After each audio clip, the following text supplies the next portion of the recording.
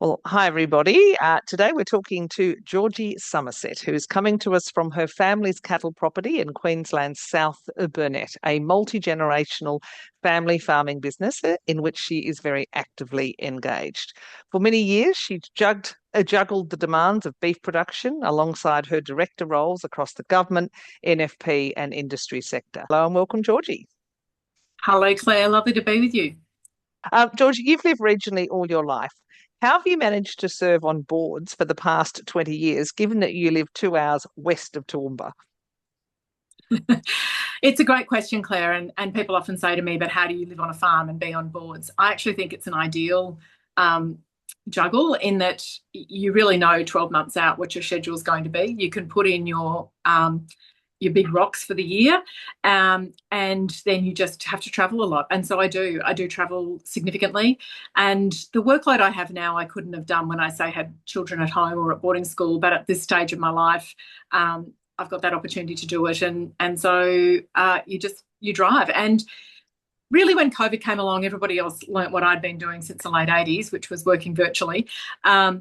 So that ability to work virtually and make the most out of your face-to-face, I think I've always done that, make the most out of those trips I do. But now so many meetings are virtual that it works even better. So, what have been your most interesting board roles? You've had a few, and why? Look, that's like asking what's your favourite child, Claire, which, You can't do that. No, that's right. And I think boards offer different things at different times. I mean, at the moment, I'd have to say that the Royal Flying Doctor Service is both one I'm incredibly passionate about, but it's also a really complex organisation. We're relied on 24/7, aviation, medicine, philanthropy, engineering, really purpose-led, but you invest in assets and then you're paid for the asset after you've delivered the service. So, So financially, there's a lot of requests there as well. But look, serving on a range of boards, when I first joined the Children's Health Queensland, and I served on that for 7 years, the complexity of getting my head around the medical sector. I'd not even had sick children, let alone run the only tertiary paediatric facility at the time in Queensland. So every board has given me so much, and that people say it's a privilege and they go, oh, yes, it really is a privilege to get to set the strategy for an organisation. Representing members is a different responsibility, delivering out, so making sure that a philanthropic organisation is available to deliver out grants. So to me, they are a bit like children. Everyone has given me much more than I could ever give you. Great answer. Love that. Does each board role teach you something new that you then take on to the next role? You just spoke about having to get your head around the health sector. Yeah, and it's really fascinating because sometimes your small boards, I remember, AgForce with 40 employees, we actually had a great work from home policy. So when COVID came in, I had larger boards that had no work from home policy. They'd never considered that. So that's the other thing is you share resources across the different pieces you're in. But I actually think it's really beneficial. And I often say to regional women, go on to boards that aren't anything to do with agriculture. And you will know I served on the National Foundation for Australian Women. I learnt so much from those women that I was actually able to take back into agricultural advocacy. And I think it's really good for you to be out of your comfort zone and not know anything. Because as a director, it's about asking questions, and you'll always have technical specialists. But you can bring that generalist knowledge, and I'm very much a generalist. I don't have a university degree. I have a lot of worldly knowledge, and I've run businesses all my life.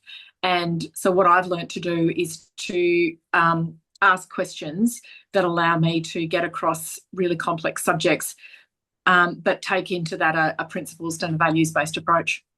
Mm-hmm. So how important in all this work is building a trusted network to support you as a NED or chair?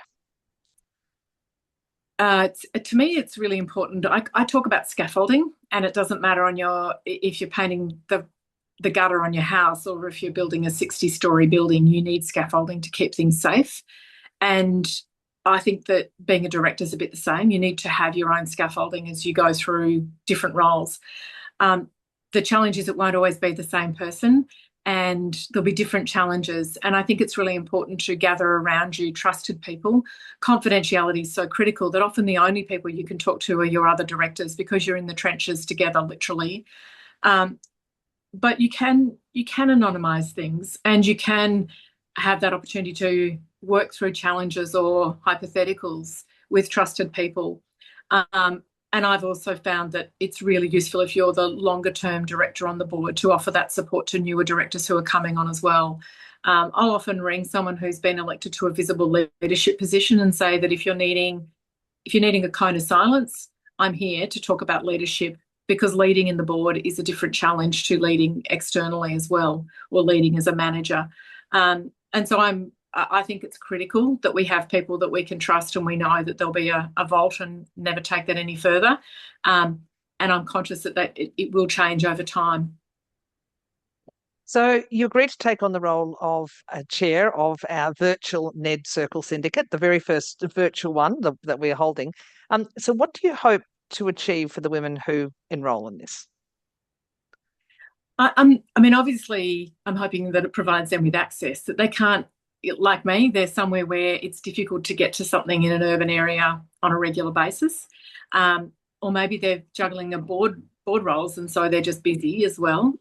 I'm really hoping that we can be a bit of that vault for them, that we'll have, we'll have the Chatham House approach, that they can actually come and bring the things they're wrangling with, or the challenges they're having around their board tables, and even around their own personal style or confidence, and gain not just, it's not from me, it's actually from each other as well. So providing a safe space for us to share our wisdom together, and hopefully grow a new network of people who are connected and to go on and be supportive for each other in the future.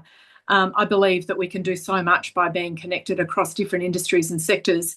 And as you all know, I'm happy to talk about governance for any time of day.